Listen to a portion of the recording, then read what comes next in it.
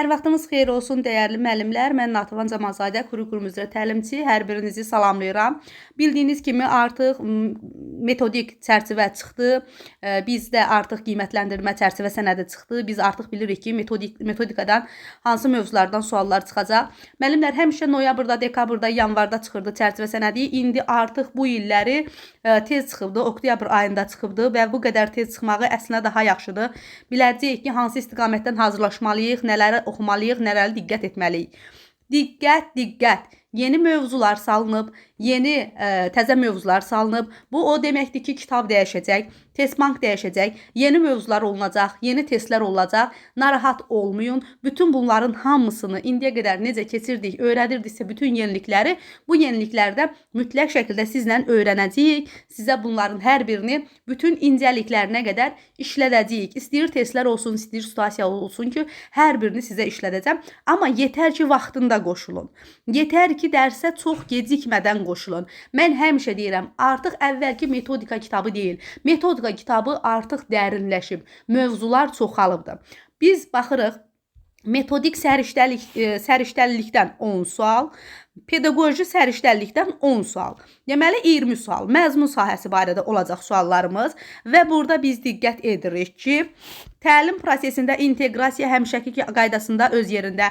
21-ci əsr bacarığıdır, metakognitivdir, bulumdur, təlim modelləridir, iş üsullarıdır. Daha sonra burada gəlir interaktiv təlimdir. Bunların hər biri fərdiləşmiş təlim, inklüziv və diferensial təlim, təlimdə rəqəmsal vasitələr və süni intellekt.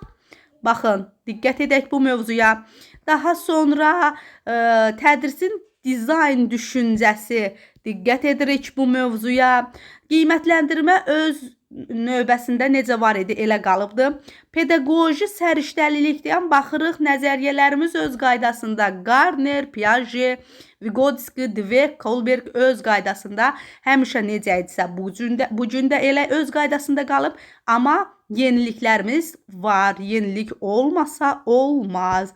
Burner kognitiv öyrənmə nəzəriyyəsi, Rogers şəxsiyyət yönümlü yanaşma. Bunların da hər biri geniş şəkildə öyrədiləcək.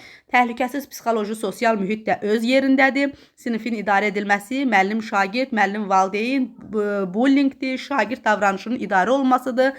Sosial emosional öyrənmədir.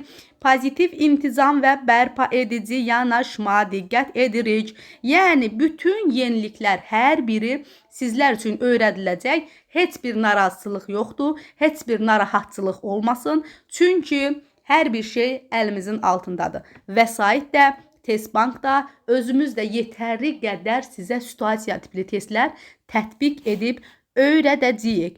Dərslərimizə qoşulmaq üçün 050 837 0305 nömrəsinə yazaraq geniş məlumat əldə edə bilərsiniz. Çalışın, vaxtında dərslərə qoşulun. Hər birinizə uğurlar.